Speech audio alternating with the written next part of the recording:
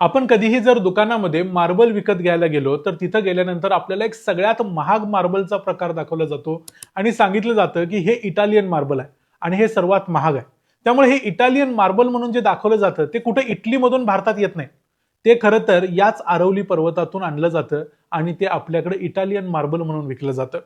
या आरवली पर्वतामध्ये जे मायनिंग चालू आहे आणि त्याची जी चर्चा चालू आहे ते मायनिंग कशाचं आहे तर ते याच इटालियन मार्बलचं, ग्रॅनाइटचं, त्याशिवाय कॉर्ड्स, कॉपर अशा काही मेटल्सचं देखील इथं मायनिंग केलं जातं. त्यामुळे इटालियन मार्बलच्या नावाखाली मागची जवळजवळ 60 ते 70 वर्ष आरवली पर्वतरांग अक्षरशः खणून खणून काढायचं काम चालू आहे. आणि त्याच संबंधात मग सुप्रीम कोर्टानं मागच्या आठवड्यामध्ये एक नवीन व्याख्या केली. सुप्रीम कोर्टानं सांगितलं की 100 मीटरपेक्षा जास्त उंचीचा जो पर्वत असेल किंवा जी टेकडी असेल त्यालाच आरवली म्हटलं जाईल. त्याच्यापेक्षा जे खाली असतील त्याला आरवली म्हटलं जाणार नाही. मग तेवढ्यावरून वाद निर्माण झाला. म्हणजे 100 मीटरपेक्षा खालच्या टेकड्या तुम्ही मायनिंग माफियांना फुकट वाटून टाकणार की काय असा प्रश्न निर्माण झाला. या विषयावर आता एवढा वाद निर्माण झाल्यानंतर केंद्रानं अखेर माघार घेतलेली आहे आणि केंद्रानं सांगितलंय की आता इथं आम्ही कोणत्याही नवीन मायनिंग लीज देणारच नाही. त्यामुळे सुप्रीम कोर्टामध्ये केंद्राला माघार घ्यावी लागली. ती का घ्यावी लागली, आरवली पर्वताचं एवढं महत्व काय आहे, ते सगळं आजच्या या व्हिडिओमध्ये पाहूया. मी आहे रणजित यादव आणि तुम्ही पाहताय द मराठी बाणा. भारताच्या पश्चिमेला जर नकाशात बघितलं तर मुख्यतः राजस्थानमध्ये आपल्याला आरवली पर्वताची रांग दिसते, पण ती सुरुवात होते खरं तर गुजरातमधून. गुजरात, राजस्थान, हरियाणा आणि दिल्ली या राज्यांमधून ही रांग जाते. ही रांग जवळजवळ 800 किलोमीटर लांबीची आहे. पण ह्या ज्या पर्वतरांगा आहेत या पर्वतरांगांची उंची जास्त नाही आहे, त्या थोड्याशा ठेंगण्या आहेत, कारण ही भारतातली सर्वात पुरातन अशी पर्वतरांग आहे. जवळजवळ 150 कोटी वर्षापूर्वी आरवली पर्वतरांगेची निर्मिती झालेली होती असं सांगितलं जातं. त्यामुळे त्याची जी पर्वतरांग आहे ती हळूहळू उंचीनं कमी कमी होत गेलेली आहे, कारण त्याच्यावरती वाऱ्याचा, हवेचा, इतर गोष्टींचा परिणाम होत असतो. या पर्वतरांगेचं महत्व असं आहे, जर ही आरवली पर्वतरांग नसती तर दिल्लीमध्ये आज वाळवंट असतं. दिल्लीमध्ये काय, मध्य प्रदेशमध्ये काय आणि गुजरातच्या अगदी खालच्या बाजूला इतर भागामध्ये देखील वाळवंट पसरलं असतं. त्यामुळं आरवली पर्वताचं भारताच्या नकाशामध्ये अत्यंत महत्वाचं असं स्थान आहे. कारण राजस्थानमध्ये जो वाळवंट आता राहिलेला आहे तो वाळवंट भारतात सगळीकडे पसरला असता ही जर पर्वतरांग नसती तर. त्यामुळं ही पर्वतरांग वाचवणं हे सर्वांचं कर्तव्य आहे. या पर्वतरांगेमध्ये मागच्या जवळजवळ 60-70 वर्षांपासून मायनिंग चालू आहे आणि मी मगाशी म्हटलं तसं इटालियन मार्बलसाठी, ग्रेनाइटसाठी हे मायनिंग केलं जाते. त्यामुळं हे मायनिंग कसं थांबवायचं हा मोठा प्रश्न सगळ्यांच्या समोर आहे. कारण राजस्थानमध्ये कुणाचंही सरकार येवो, मग ते बीजेपीचं असो, काँग्रेसचं असो, कुठल्याही पक्षाचा असो, हे मायनिंग माफिया सर्वपक्षीय नेत्यांना धरून असतात आणि बरोबर इल्लीगली मायनिंग करतात. त्याशिवाय लिगली मायनिंग देखील इथं केलं जातं. त्यामुळं इथं मायनिंग करणं ही गोष्ट थांबवणं जवळजवळ सर्वांना अशक्य झालंय, कारण राज्य सरकारला या सगळ्या मायनिंग माफियांच्याकडून थोडेफार पैसे मिळत असतात. या मायनिंग माफियांची इथं दहशत एवढी मोठी आहे की काही वर्षापूर्वी म्हणजे 2012ला या मायनिंग माफियांच्या विरुद्ध आरवली पर्वत वाचवण्यासाठी नरेंद्र कुमार नावाचे एक IPS ऑफिसरनी एक ट्रॅक्टर अडवला होता. तर या मायनिंग माफियांनी तो ट्रॅक्टर अक्षरशः IPSच्या अंगावर चढवून त्याची हत्या केलेली होती. म्हणजे इतका हा मायनिंग माफिया तिथं पेटलेला आहे.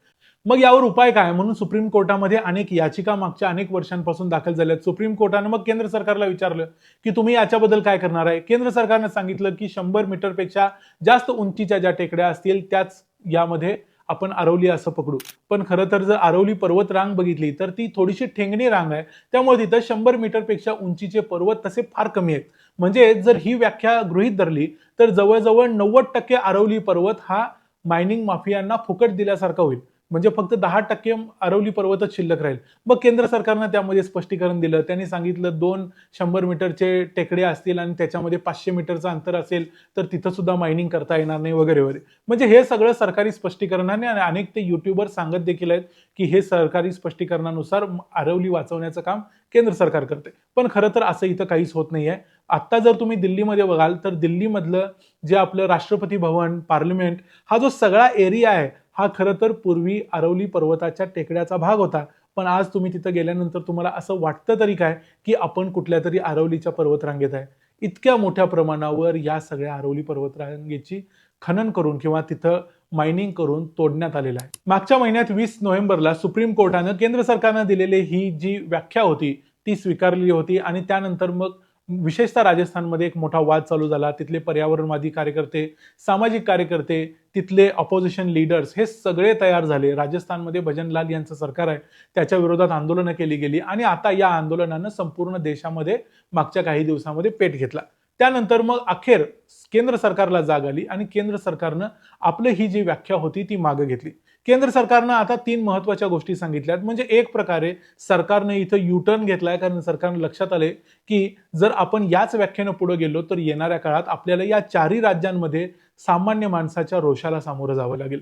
मग केंद्र सरकारनं आता नवीन 3 मुद्दे सांगितले आहेत. त्यातला पहिला मुद्दा आहे की कोणत्याही नवीन प्रकारचं मायनिंग करण्याचं किंवा खाणकाम करण्यासाठीचं लायसन्स किंवा लीज इथून पुढे दिलं जाणार नाही आणि कोणतीही 100 मीटर किंवा कुठलीही उंचीची व्याख्या असणार नाही आणि हा नियम सर्व राज्यांना लागू असेल. म्हणजे ज्या 4 राज्यांमधून ही अरवली पर्वतरांग जाते त्या सर्व राज्यांना लागू असेल. म्हणजे नवीन कोणताही खाणकामाचा परवाना दिला जाणार नसेल, पण एक्झिस्टिंग परवाने ज्यांच्याकडे ऑलरेडी आहेत त्यांचं काय, त्यामध्येही त्यांनी सांगितलंय की जर हे सगळे एक्झिस्टिंग परवानाधारक सरकारच्या नियमांचं उल्लंघन करत नसतील तरच त्यांचा एक्झिस्टिंग परवाना कंटिन्यू करण्यात यावा, अन्यथा तो रद्द करावा. इथं देखील हे सगळं बघायची जबाबदारी राज्य सरकारवर देण्यात आलेली आहे. त्यामुळे राज्य सरकार आता काय करतील याच्याकडे पुन्हा डोळे लावून बसायची वेळ येणार आहे. हे 2 मुद्दे झाले. याशिवाय तिसरी एक गोष्ट त्यांनी सांगितली की अरवली पर्वताचा जो प्रोटेक्शन झोन आहे त्याचा जो आत्ताचा झोन आहे त्याच्यापेक्षा त्यात जास्त वाढ करण्यात येईल. म्हणजे थोडक्यात काय, अरवली पर्वताची जी टेकड्यांची व्याख्या आहे त्याच्यापेक्षा जास्त जो आसपासचा जो परिसर आहे तो देखील त्या अरवलीच्या व्याख्येमध्ये घेऊन एक मोठी ब्रॉड विस्तृत अशी व्याख्या त्याची करू, जेणेकरून अरवली पर्वतरांग सुरक्षित होईल. पण सध्या तरी केंद्र सरकारने या विषयावर माघार घेतली असली तरी इथं मायनिंग हे चालणारच आहे. कारण याचं इम्प्लिमेंटेशन कधी होणार, सरकारचे हे नवीन नियम कधी लागू होणार, राज्य सरकार मग त्याची अंमलबजावणी कधी करणार, हे सगळे प्रश्न आहेत. आणि अंमलबजावणी करताना जर IPSची हत्या होत असेल तर सामान्य पोलीस स्टेशनमध्ये काम करणाऱ्या पोलिसाची तर तिथं काय बिशाद आहे. त्यामुळे या सगळ्या गोष्टींसाठी केंद्र सरकारनं काहीतरी महत्त्वाचे नियम घालून दिले पाहिजेत, अन्यथा या गोष्टींची अंमलबजावणी करणं कोणत्याही राज्याला शक्य होणार नाही. पण या मुद्द्यावर अखेर केंद्र सरकारला माघार घ्यावी लागली. याचं कारण हे नाही की केंद्र सरकारला किंवा कोणत्याही सरकारला पर्यावरणाचं महत्त्व कळलं. याचं महत्त्व लोकांना कळलं की इथं जर सर्व लोक जर या पर्यावरणाच्या मुद्द्यावर एकत्र येऊ शकतात, जसं नाशिकमध्ये साधुग्रामच्या मुद्द्यावर एकत्र आले होते, या सगळ्या गोष्टींच्यामुळे सरकारला एक गोष्ट लक्षात आली की पर्यावरणाचा बचाव करण्यासाठी देखील लोक एकत्र येतात आणि सरकारला धारेवर धरतात. त्यामुळे सरकारनं आपलं पुढचं डॅमेज होऊ नये ते कंट्रोल करण्यासाठी हा जो नवीन नियम केलाय तो नियम कोणत्याही कारणानं केला असला तरी त्या नियमाचं आपण स्वागत करायला पाहिजे. या अरवलीच्या मुद्द्यावर, अरवलीमध्ये जे खाणकाम चालतं त्याबद्दल तुम्हाला काय वाटतं ते आम्हाला कमेंट्समध्ये सांगा. अरवलीमध्ये जे इटालियन मार्बलचं उत्खनन होतं त्याबद्दल तुम्हाला माहिती होती का, तेही आम्हाला कमेंट्समध्ये सांगा. पुन्हा भेटू पुढच्या व्हिडिओमध्ये. तोपर्यंत पाहत रहा द मराठी बाणा. जय हिंद, जय महाराष्ट्र.